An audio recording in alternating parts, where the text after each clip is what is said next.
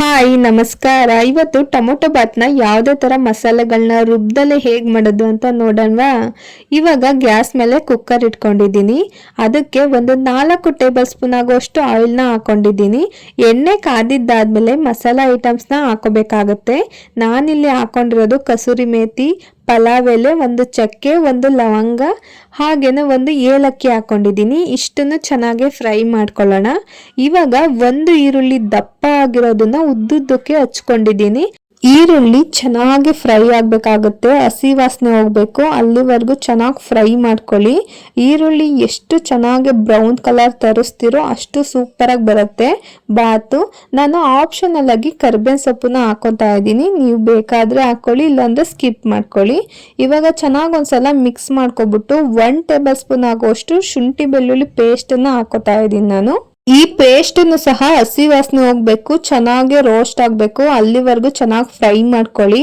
ಹಸಿದೆ ಬಿಡಬೇಡಿ, ಬಾತು ಚೆನ್ನಾಗಿ ಆಗೋದಿಲ್ಲ. ಅದಕ್ಕೋಸ್ಕರ ನೋಡಿ, ಈ ರೀತಿ ಫ್ರೈ ಆಗಿದ್ದಾದ್ಮೇಲೆ 4 ದಪ್ಪ ಟೊಮೊಟೊನ ನಾನು ಉದ್ದುದ್ದಕ್ಕೆ ಕಟ್ ಮಾಡಿ ಹಾಕೋತಾ ಇದ್ದೀನಿ. ನಾನು ಒಂದು 3 ಜನ 4 ಜನ ತಿನ್ಬೋದು ಬಾತು, ಅಷ್ಟಕ್ಕೆ ನಾನು ಟೊಮೊಟೊನ ತಗೊಂಡಿದ್ದೀನಿ. ನೀವೇನಾದರೂ ಜಾಸ್ತಿ ಜನಕ್ಕೆ ಮಾಡ್ತೀರಾ ಅಂತಂದರೆ ಆ ಕ್ವಾಂಟಿಟಿಲಿ ನೀವು ತಗೋಬೇಕಾಗತ್ತೆ. ಈಗ 3 ಜನಕ್ಕೆ ನಾನು 4 ಟೊಮೊಟೊ ಹಾಕಿದ್ರೆ ನೀವು ಒಂದು 8 ಜನಕ್ಕೆ ಒಂದು 7-6 ಹಾಕಬೇಕಾಗುತ್ತೆ ಟೊಮೊಟೊನ. ಇವಾಗ ನಾವು ಚೆನ್ನಾಗಿ ಫ್ರೈ ಮಾಡ್ಕೋಬೇಕು. ಅದಕ್ಕೋಸ್ಕರ ನಾನು ಇವಾಗಲೇ ರುಚಿಗೆ ತಕ್ಕಷ್ಟು ಉಪ್ಪು ಹಾಕೋತಾ ಇದ್ದೀನಿ. ಅದು ಟೊಮೊಟೊ ಚೆನ್ನಾಗಿ ನೀರು ಬಿಟ್ಕೊಳ್ಳುತ್ತೆ ಉಪ್ಪು ಹಾಕಿದ್ರೆ, ಅದಕ್ಕೋಸ್ಕರ. ಹಾಗೇನೆ ಒಂದು 1/4 ಟೇಬಲ್ ಸ್ಪೂನ್ ಆಗುವಷ್ಟು ಅರಿಶಿಣನ ಹಾಕೊಂಡಿದ್ದೀನಿ ಅದ್ರ ಜೊತೆನೆ. ಇವಾಗ ಚೆನ್ನಾಗಿ ಸ್ವಲ್ಪ ಮಿಕ್ಸ್ ಆಗಬೇಕು, ಸ್ಮ್ಯಾಶ್ ಆಗಬೇಕು, ಅಲ್ಲಿವರೆಗೂ ಬಿಟ್ಕೊಳ್ಳೋಣ. ನೋಡಿ, ಇವಾಗ ಸ್ಮ್ಯಾಶ್ ಆಗಿದೆ, ಎಷ್ಟು ಚೆನ್ನಾಗಿ ಕಾಣ್ತಾ ಇದೆ ಗೊಜ್ಜು ಅಂತ. ಈ ರೀತಿ ಆಗಬೇಕು. ನಾವು ಯಾವುದೇ ಥರ ಮಸಾಲೆ ಹಾಕೋದಿಲ್ಲ, ಅದಕ್ಕೋಸ್ಕರ ಈ ರೀತಿ ಸ್ಮ್ಯಾಶ್ ಮಾಡಲೇಬೇಕಾಗತ್ತೆ. ಇವಾಗ ನಾನು ಖಾರದ ಪುಡಿ ಹಾಕೋತಾ ಇದ್ದೀನಿ, 2 ಟೇಬಲ್ ಸ್ಪೂನ್ ಆಗುವಷ್ಟು. ನಿಮಗೆ ಖಾರಕ್ಕೆ ತಕ್ಕಂತೆ ಹಾಕೋಬೇಕಾಗತ್ತೆ. ಇವಾಗ ಚೆನ್ನಾಗಿ ಮಿಕ್ಸ್ ಮಾಡ್ಕೊಳ್ಳಿ. ಈ ರೀತಿ ಗೊಜ್ಜು ಥರ ಆಗಬೇಕು, ಅದಕ್ಕೋಸ್ಕರ ಒಂದು ಸ್ವಲ್ಪ ನೀರು ಹಾಕೊಂಡು ಚೆನ್ನಾಗಿ ಒಂದು ಕುದಿ ತರಿಸ್ಕೊಳ್ಳಿ. ಆಮೇಲೆ ಅಕ್ಕಿ ಹಾಕಿದ್ರೆ ತುಂಬ ಚೆನ್ನಾಗಿ ಗೊಜ್ಜಿಗೆ ಅಂಟ್ಕೊಳ್ಳುತ್ತೆ. ನೋಡಿ, ಇವಾಗ ನಾನು 1-2 ಕುದಿ ಬರೋವರೆಗೂ ನಾನು ಚೆನ್ನಾಗಿ ಕುದಿಸ್ಕೊತೀನಿ, ಅದು ಗೊಜ್ಜು ಥರ ಆಗಬೇಕು. ಇವಾಗ ನಾನು ಕೊತ್ತಂಬರಿ ಸೊಪ್ಪನ್ನ ಹಾಕೋತಾ ಇದ್ದೀನಿ. ಚೆನ್ನಾಗಿ ಕುದ್ದಿದ್ದಾದ್ಮೇಲೆ ಈ ರೀತಿ ಒಂದ್ಸಲ ಮಿಕ್ಸ್ ಮಾಡಿಕೊಂಡು ಅಕ್ಕಿ ಹಾಕೊಳ್ಳೋಣ. ನೋಡಿ, ಈ ಟೈಮ್ನಲ್ಲೇ ಮನೆ ತುಂಬ ಸುತ್ಕೊಂಡಿರುತ್ತೆ ಸ್ಮೆಲ್ಲು, ಅಷ್ಟು ಸೂಪರಾಗಿ ಘಮ ಘಮ ಅಂತ ಇರುತ್ತೆ ಟೊಮೊಟೊ ಬಾತು ಈ ರೀತಿ ಮಾಡೋದ್ರಿಂದ. ನೋಡಿ, ಈ ರೀತಿ ಗೊಜ್ಜು ಥರ ಆಗಬೇಕು, ಕುದಿಬೇಕು, ಚೆನ್ನಾಗಿರ್ಬೇಕು ಗ್ರೇವಿ. ಅವಾಗ ಅಕ್ಕಿ ಹಾಕೋತಾ ಇದ್ದೀನಿ.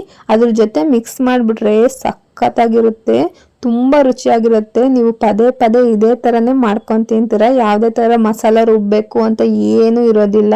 ಸ್ಪೈಸಸ್ ಅಷ್ಟೇ ತುಂಬ ಕಮ್ಮಿ ಸ್ಪೈಸಸ್ ನಾನು ಯೂಸ್ ಮಾಡೋದು. ಅಷ್ಟನ್ನ ಬರೀ ಖಾರದ ಪುಡಿ ಅಷ್ಟೇ ಹಾಕೊಂಡಿರೋದು, ತುಂಬ ರುಚಿಯಾಗಿ ಬರುತ್ತೆ. ನೋಡಿ, ನಾನು ಈ ಲೋಟದಲ್ಲಿ 1 ಪಾವು ಅಕ್ಕಿ ತಗೊಂಡಿದ್ದೀನಿ. ಪಾವು ಅಂತಂದರೆ ಒಂದು 200 ಗ್ರಾಮು 250 ಗ್ರಾಮ್ ಒಳಗೆ ಬರುತ್ತೆ ಅಕ್ಕಿ. ಅದಕ್ಕೋಸ್ಕರ ನಾನು ಈ ಲೋಟದಲ್ಲಿ ಮೆಜರ್ಮೆಂಟಲ್ಲಿ 2 ಲೋಟ ನೀರನ್ನು ಹಾಕೊಂಡಿದ್ದೀನಿ. ಚೆನ್ನಾಗಿ ಒಂದ್ಸಲ ಮಿಕ್ಸ್ ಮಾಡ್ಕೊಂಬಿಟ್ಟು ಚೆನ್ನಾಗಿ ಕುದಿಸ್ಕೋಬೇಕಾಗತ್ತೆ ಮೊದಲನೇ ಸಲ. ನೋಡಿ, ಈ ರೀತಿ ಕುದಿ ಬರಬೇಕು, ಕೊತ ಕೊತ ಅಂತ ಕುದೀತಾ ಇರಬೇಕು.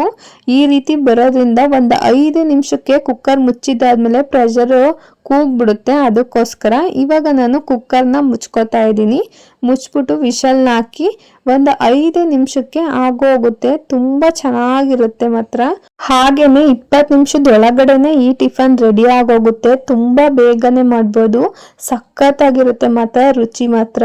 ನೀವೊಂದ್ಸಲ ಟ್ರೈ ಮಾಡಿ ನೋಡಿ, ನೀವೇ ಪದೇ ಪದೇ ಟ್ರೈ ಮಾಡ್ತೀರಾ, ಅಷ್ಟು ಚೆನ್ನಾಗಿರುತ್ತೆ. ನೋಡಿ, ಯಾವ ಬಿರಿಯಾನಿಗೂ ಕಮ್ಮಿ ಇಲ್ಲ ಈ ಟೊಮೊಟೊ ಬಾತು. ನೀವೊಂದ್ಸಲ ಟ್ರೈ ಮಾಡಿ ನೋಡಿ. ಈ ವಿಡಿಯೋ ಇಷ್ಟ ಆದರೆ ಲೈಕ್ ಮಾಡಿ, ಶೇರ್ ಮಾಡಿ, ನನ್ನ ಚಾನಲ್ನ ಸಬ್ಸ್ಕ್ರೈಬ್ ಮಾಡ್ಕೊಳ್ಳೋದಂತೂ ಮರಿಬೇಡಿ. Thank you.